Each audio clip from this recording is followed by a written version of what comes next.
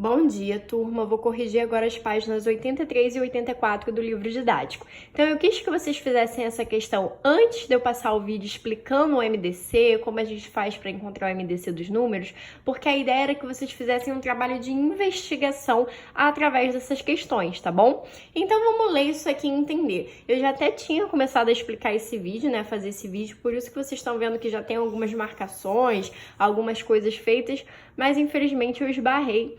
E aí eu acabei cancelando o vídeo todo. Então eu vou ter que recomeçar. Bom, vamos lá. Então, vou ler esse textinho aqui com vocês. Um carpinteiro deseja realizar uma reforma e reaproveitar algumas tábuas de madeira que foram retiradas de uma estrutura antiga.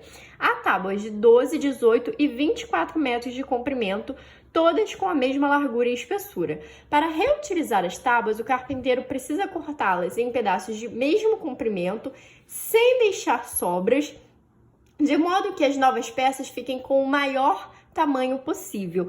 Eu marquei essas partezinhas aí e quando eu for explicar realmente o que é o MDC, como é que a gente faz para achar o MDC, vocês vão entender o porquê dessas marcações serem tão importantes, o porquê que essa palavra maior possível é tão importante, porquê que a palavra do mesmo tamanho, né, é tão importante. Vocês já vão entender isso daí, ok? No próximo vídeo. Então, vamos continuar. Número 1. Considere a tábua de 12 metros de comprimento e responda. A. Ao dividi-la em pedaços de 2 metros de comprimento, a sobra. Então, o que ele está querendo saber aí? Se eu pegar a minha tábua que tem 12 metros e dividir em pedacinhos de 2 metros cada um, vai haver sobra? Ou seja, vai ter uma parte ali dessa divisão que vai sobrar? Não. Por que isso não acontece, gente? Porque o 12, que é o meu dividendo aqui no caso, ele é múltiplo do meu divisor, que é 2. Se ele é múltiplo, quando eu fizer essa divisão do 12 pelo 2, o meu resto vai ser 0. Se o meu resto é 0, isso significa o quê? Que eu não vou ter sobras, tá bom? Letra B. Ao dividi-lo em 3 metros de comprimento, as sobras? Também não, porque o 12 ele também é múltiplo de 3. Quem é o 12 lá na tabuada, né, ou lá no conjunto dos múltiplos de 3? É o 3 vezes 4. Se ele faz parte do conjunto dos múltiplos, então essa minha divisão vai ser exata. Relembrando, o que é uma divisão exata? É uma divisão cujo resto é 0. Letra C. Quais são todos os comprimentos possíveis para o pedaço dessa tábua sem deixar sobras? Então, se eu quero divisões, né, em que não hajam sobras, então eu estou falando do quê? Dos divisores desse número. E é por isso que aqui, ó, ele calculou os divisores do 12. Como é que eu faço para achar os divisores de um número? Tem mais de um método, né? Cada um vai fazer no método que achar melhor. Eu sempre acho melhor a gente partir da decomposição em fatores primos, né? Que a gente chega num resultado muito mais rápido. Como que a gente faz isso? Ó, a gente pega o número e vai decompondo em fatores primos. Isso vocês já sabem fazer. Então, eu peguei o 12, dividi por 2, achei 6. Peguei o 6, dividi por 2, achei 3. Peguei o 3, dividi por 3, cheguei aqui em 1. Quando eu chego em 1, eu acabei minha decomposição. Eu faço um traço vertical, coloco um 1 lá em cima. Por que eu coloco esse 1 lá em cima mesmo? Porque o 1 ele é o meu divisor universal, né? Ele divide todos os números naturais. E aí, eu vou fazendo multiplicações, ó, 2 vezes 1, 2. Esse 2, ele vai multiplicar só o 2, por quê? Se eu fizer 2 vezes 1, eu vou encontrar o 2 de novo, né? Não tem por que eu escrever ele novamente ali. Mas então, eu vou multiplicar esse 2 por 2. 2 vezes 2, 4. Esse 3 vai multiplicar todo mundo que está acima dele. 3 vezes 1, 3. 3 vezes 2, 6. 3 vezes 4, 12. Isso aqui vocês já sabem fazer, né? Que foi tema das nossas últimas aulas. Como achar divisores, quantos divisores naturais um número tem. Eu só refiz aqui com vocês para caso alguém tenha esquecido, mas vocês precisam saber isso para a gente poder trabalhar com MDC, tá? Então, se alguém ainda está com um pouquinho de dificuldade nisso, dá uma revisada, refaz algumas questões, reassiste os vídeos para poder entender isso daí direitinho, tá legal? Então, ó, já achei todos os divisores do 12. Então, essa tábua ela pode se dividir em pedaços de 1, 2, 3, 4 ou 6 metros, ou ainda é possível considerar o quê?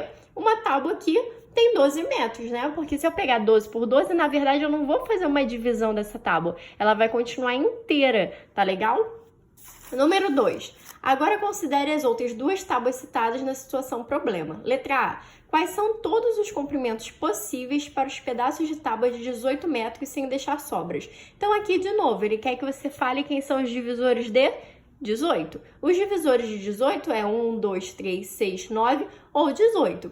Para fazer a divisão, né, a gente para no 9, que é o último número que vai dividir com exatidão, ou seja, sem deixar sobras, essa tábua de 18. Porém, eu também tenho que considerar a tábua inteira, né, que vai ter os próprios 18 metros, tá? B. Quais são todos os comprimentos possíveis para os pedaços da tábua de 24 metros sem deixar sobras? Então, aqui eu vou calcular os divisores de 24, ou seja, tanto a C, a A e a B, elas estão trabalhando com o mesmo tipo de questão, né? O mesmo tipo de informação. A diferença está só no conjunto. Na C eu calculei o conjunto dos divisores de 12, aqui na A o conjunto dos divisores do 18 e na B o conjunto dos divisores de 24, tá? Caso tenha ficado rápido aí para vocês pegarem a correção, dá uma pausa no vídeo, pega a correção todinha e depois dá play novamente, tá? Eu vou prosseguir aqui. Por fim, nós temos a página 84. Aqui a questão 3. Analise as resoluções das atividades anteriores para responder as perguntas. A.